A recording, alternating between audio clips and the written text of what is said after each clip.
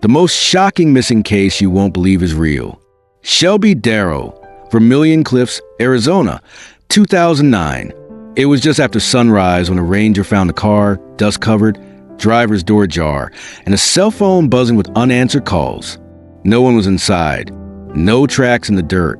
Just silence stretching into the red horizon.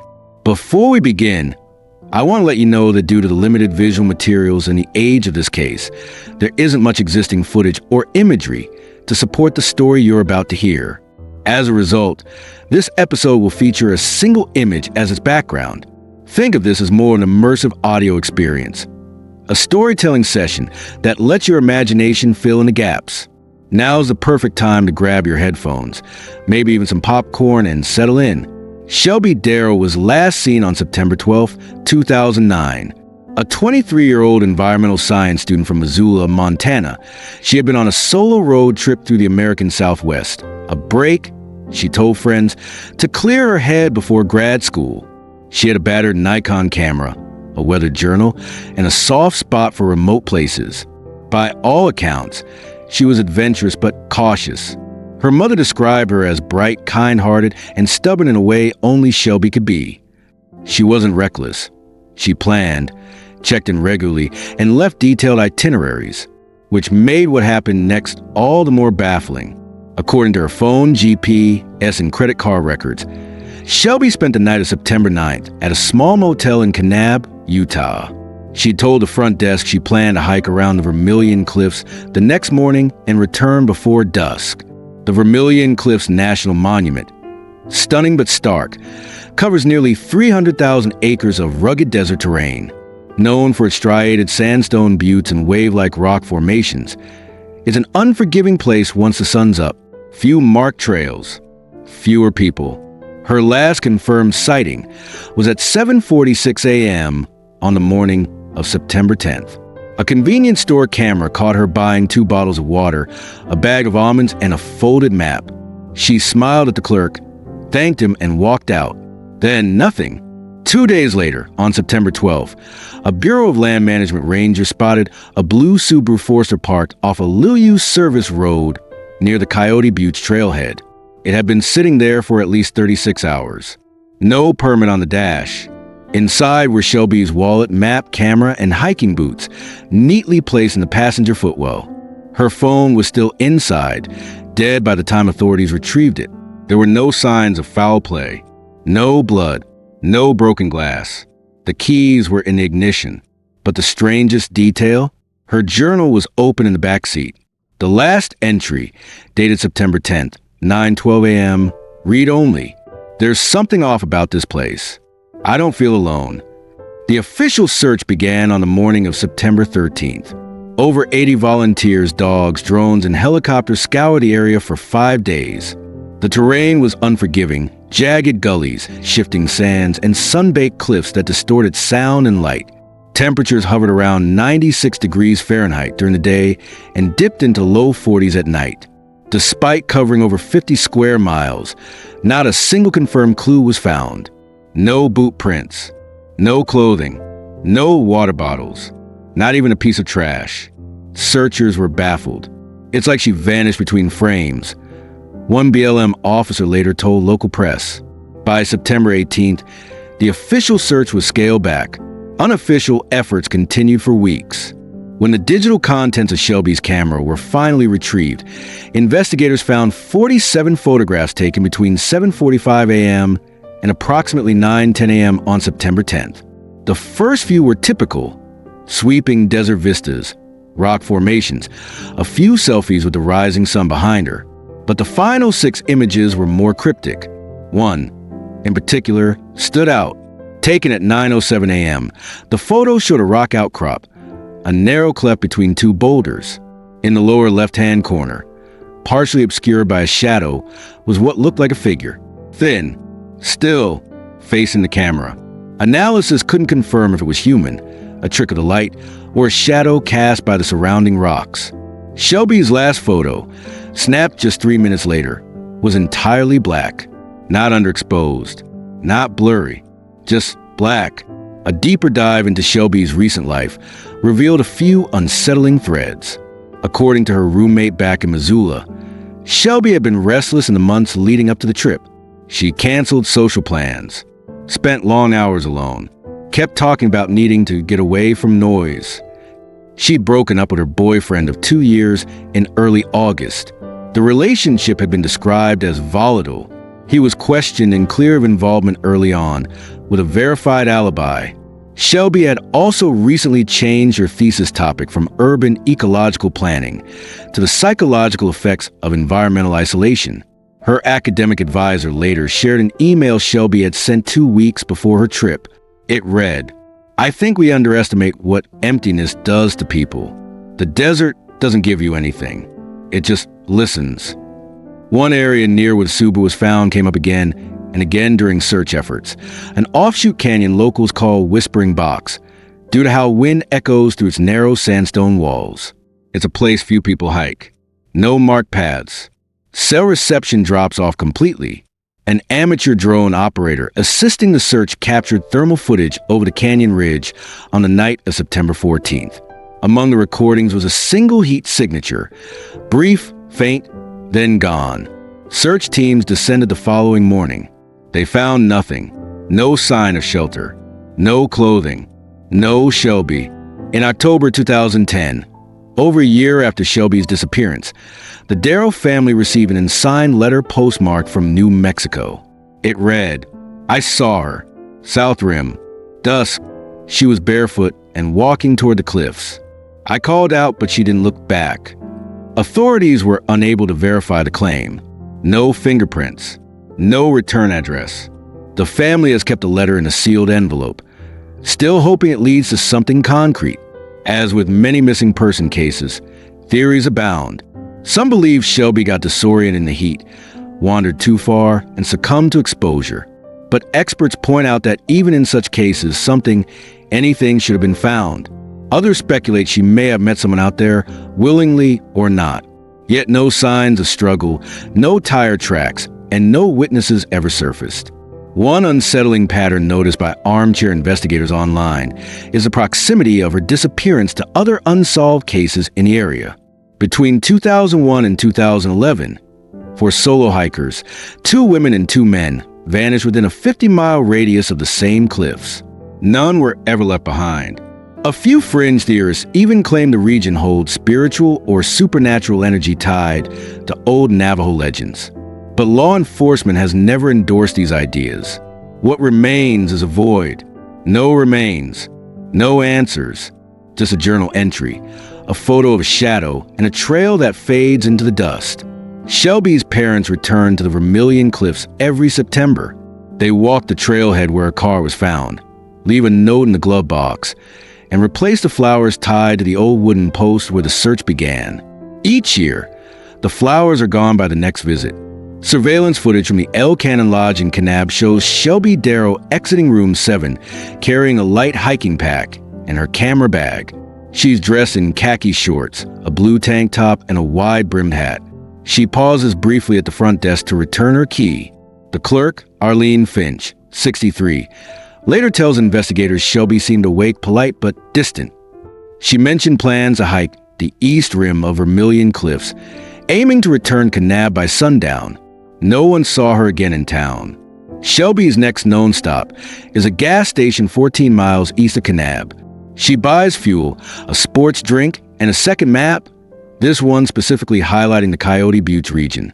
Station attendant Ramon Vega recalls. She asked if the trails were crowded. I said not really.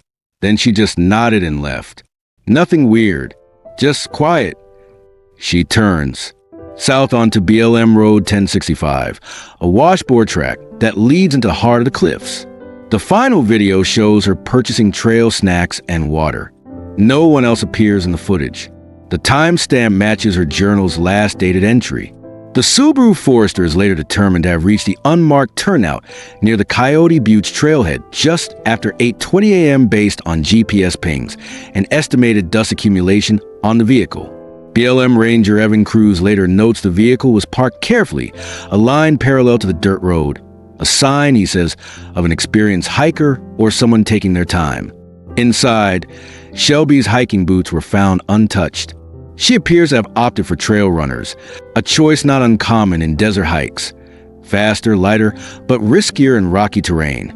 Digital image metadata from Shelby's camera places her just over a mile northeast of the trailhead by 9 a.m.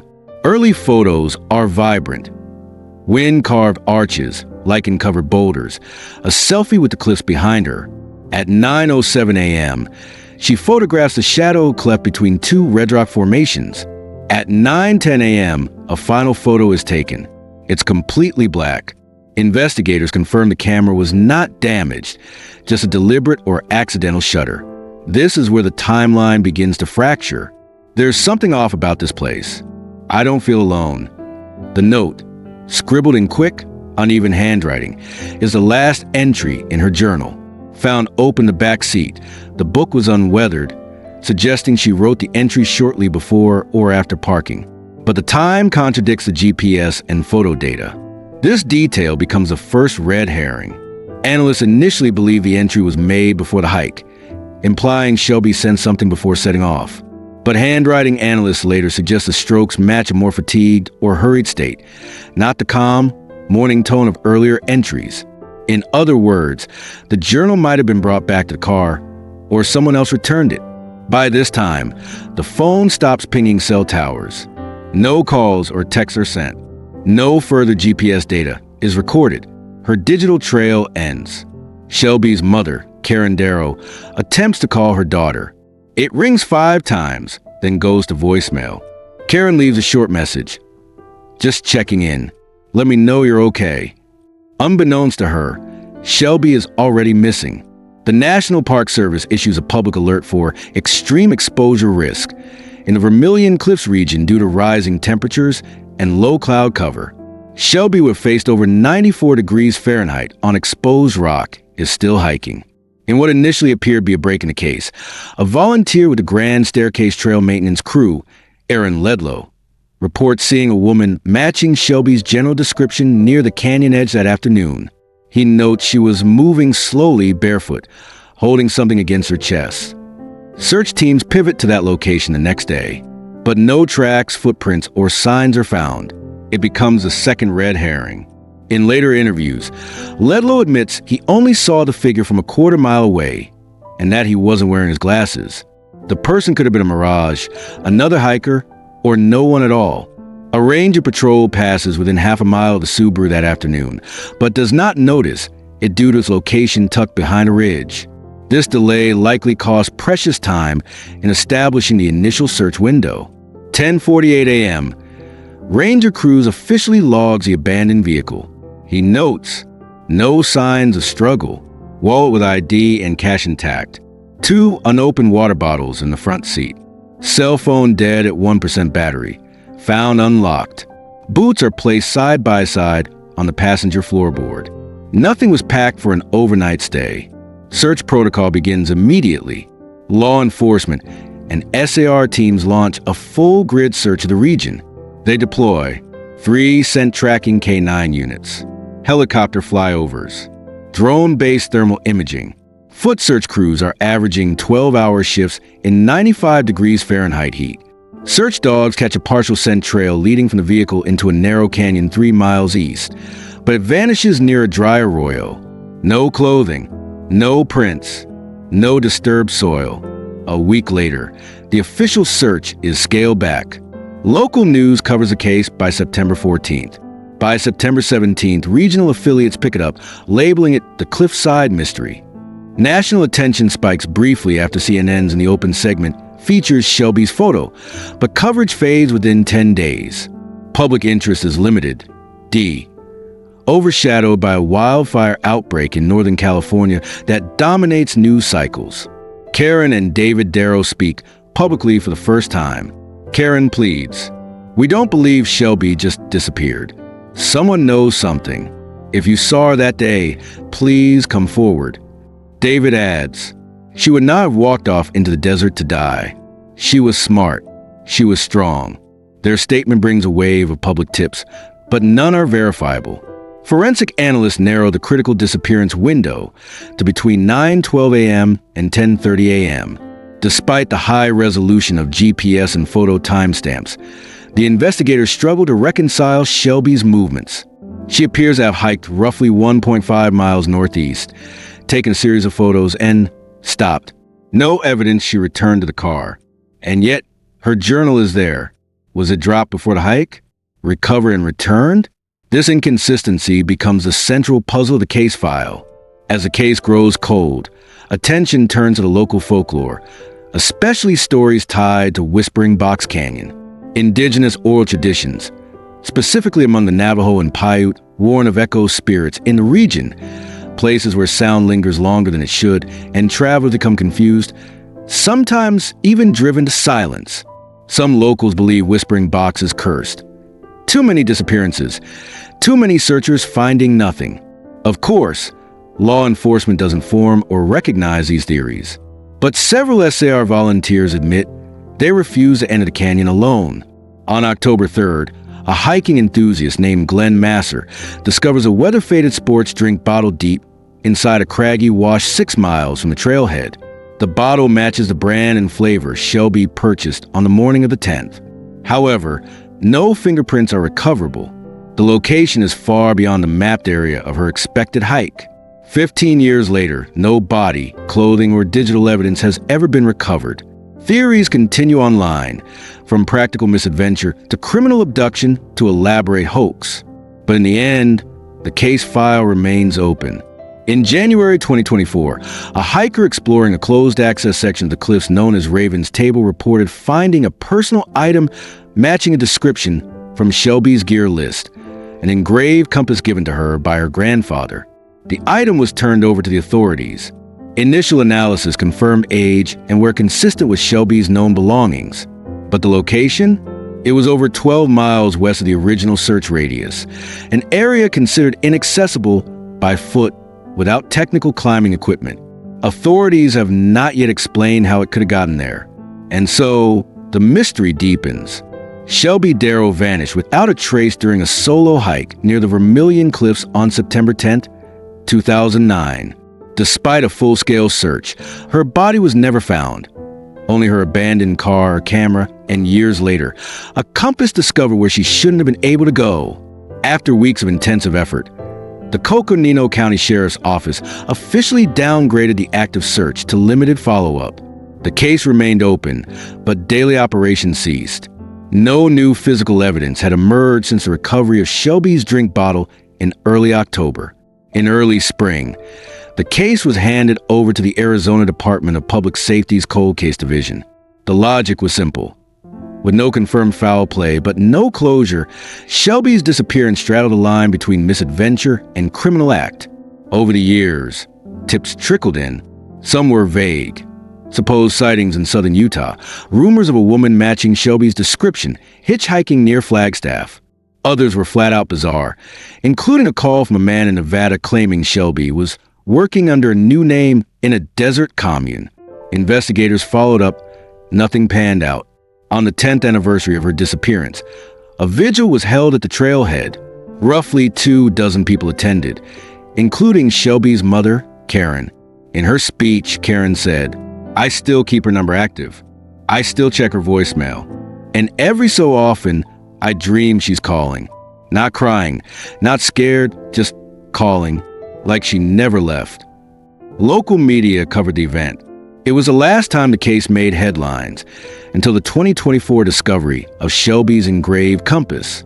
The recovery of the compass near Raven's Table, a remote, nearly inaccessible bluff, prompted a renewed site inspection and geospatial mapping of possible hiking routes. No other trace of Shelby was recovered, and with no additional evidence, the investigation was quietly deprioritized again. Shelby's car was found in pristine condition, wallet and keys untouched, suggesting no robbery. However, the odd placement of her journal inside the vehicle raised serious questions. If she never returned from the hike, how did the book end up back in the car? Some believe someone else brought it there. In late 2009, local law enforcement questioned a known transit named Brady Kellner, who had been cited multiple times for trespassing on federal land. Kellner owned a beat-up white pickup, seen by hikers near the same area the week of Shelby's disappearance. He had a prior arrest for unlawful confinement in another county, But nothing linking him to Shelby was ever proven. There were no tire tracks near Shelby's vehicle, no signs of second vehicle, and no DNA on any of her belongings. The area is remote, and intercepting someone on foot without leaving evidence would be exceptionally difficult. Still, the idea of an opportunistic predator in the vast wilderness is one that authorities never entirely ruled out. Despite Shelby's seemingly stable life, some have speculated that she intended to vanish. She had no major debts. She had recently ended a long-term relationship with someone she described in her journal as controlling. That same journal, found in her car, contains cryptic language in earlier entries, including, "I'd only found doing the same thing in 5 years. I'm not sure I want to be found at all." There's also a 2007 letter found in her storage unit addressed to herself. "If you're still here, are you living or just repeating?" Her friends downplayed these entries, calling them typical musings of a thoughtful writer. But to investigators, they hinted at the possibility that Shelby had walked away from her life, perhaps with help. She left behind all her money, ID, and her phone, and had no signs of purchasing travel tickets under any alias. And then there's a compass. Why would someone leave behind a symbolic item, only for it to turn up 12 miles from the original site, unless she wanted it found, or didn't place it there herself? Perhaps the most widely accepted explanation among experts is that Shelby suffered an accident, one compounded by the area's deadly terrain. Vermilion Cliffs is unforgiving. The ground is brittle in places, crumbling into hidden arroyos. Flash floods can strip away footprints and evidence in minutes. A single wrong step could have sent Shelby into a chasm where no searcher ever looked. However, the compass changes this theory. The area where it was found, Raven's Table, is considered unreachable without climbing gear. Shelby didn't have any. There's no mark trail to that bluff. For her to reach it would have required at least 6 hours of difficult navigation and vertical scaling. Local hikers call the plateau Dead Sky. Few go near it. This has led to an eerie line of speculation. Local folklore, especially from the Paiute people, mentions a place in the cliffs where the stones swallow voices and travelers lose time. Some elders refer to this as Echo Land. It's where sound lingers strangely, shadows fall in unnatural directions, and hikers sometimes become disoriented. Authorities dismiss this. Still, some volunteers on the original search reported hearing inexplicable echoes, like footsteps, like breathing. A few refuse to return for further efforts. There's no definitive proof of supernatural activity, and no evidence Shelby was near Raven's Table until the compass was found. It's a chilling connection, but an ambiguous one. Shelby's mother, Karen, became the face of the ongoing search effort. For the first 5 years, she updated a blog called Find Shelby Now, posting journal entries, messages from friends, and location theories submitted by online sleuths. But the post stopped in 2015. Karen later told a journalist, "It's not that I gave up. It's that I couldn't live in the limbo anymore. I had to choose life or let the search consume mine."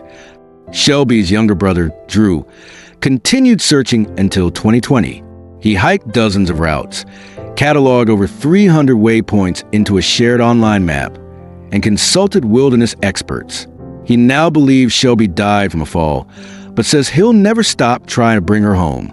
Even today, hikers near the area report seeing her missing person flyer, faded, edges curled, still stapled to a wooden post near the trailhead. Locals leave water bottles near it, a quiet gesture of solidarity or mourning. Today, Shelby Darrow's voicemail still exists.